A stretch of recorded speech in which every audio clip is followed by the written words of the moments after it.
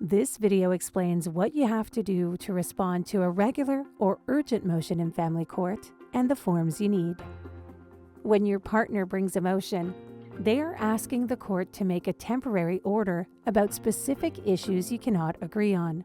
You will usually get at least 2 forms from your partner: Form 14, Notice of Motion, and Form 14A, Affidavit.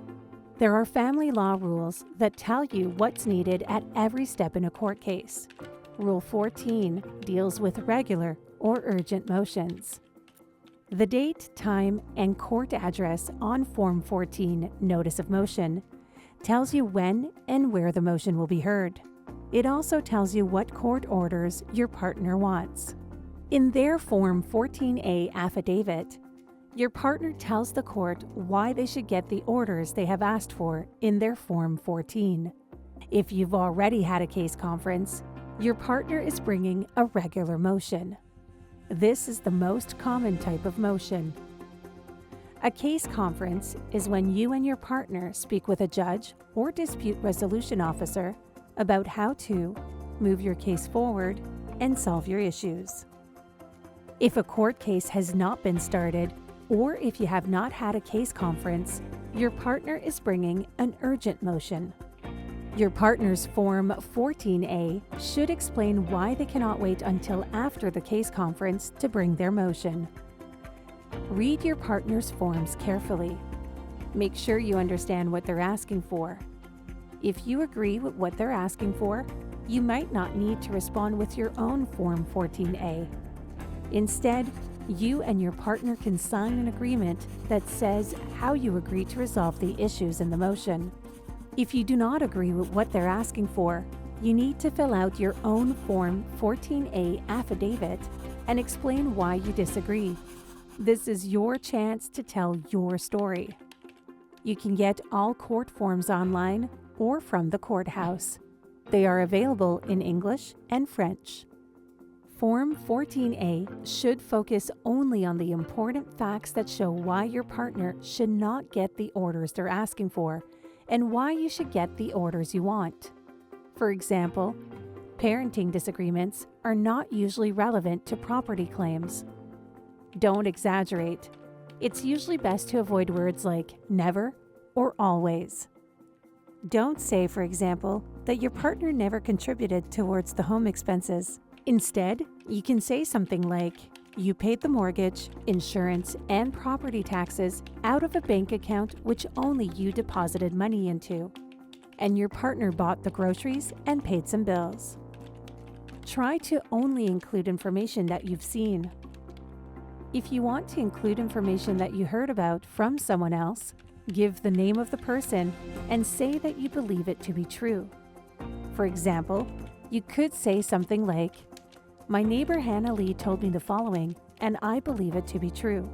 In some cases, you may also get other people, like a doctor or neighbor, to give evidence for you. They can put this in their own affidavit. Or you can attach a document from them to your Form 14A as an exhibit. Your local court has rules about how many affidavits you can include and how long they can be. These rules are called practice directions.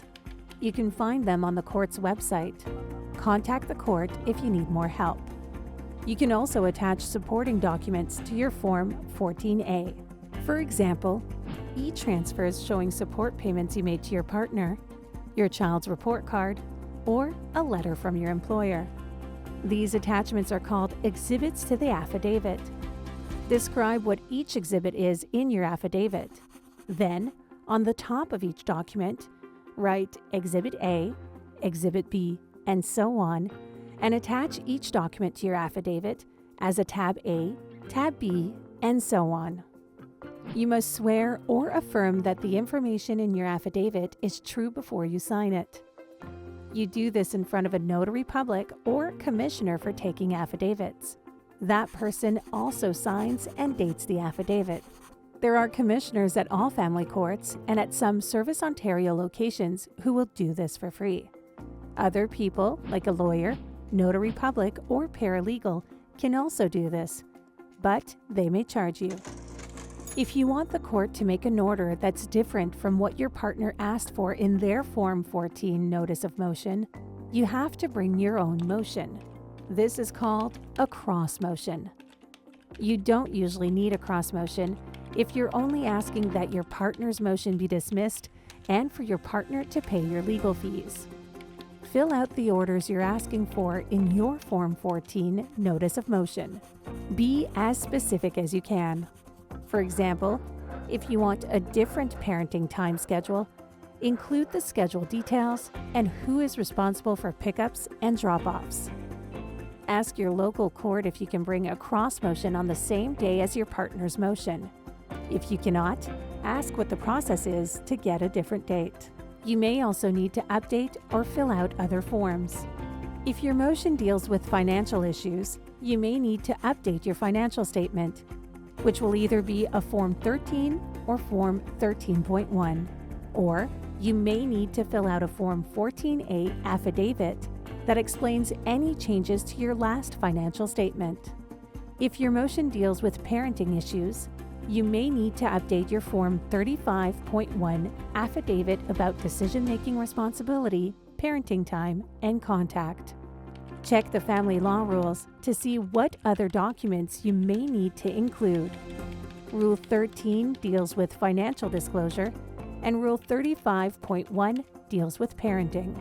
Rule 6 of the Family Law Rules says you must give your partner a copy of your Form 14A affidavit and any other responding documents at least 4 days before the date of the motion.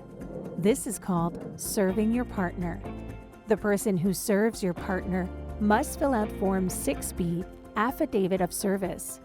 In it, they say when, where, and how they served your partner. After your partner gets your documents, you must file them with the court. This means you put all your forms as well as the Form 6B Affidavit of Service into your court file. You can do this online or in person at the court. Use Cleo's guided pathways to fill out your court forms. To learn more about motions and family law, go to stepstojustice.ca/motions.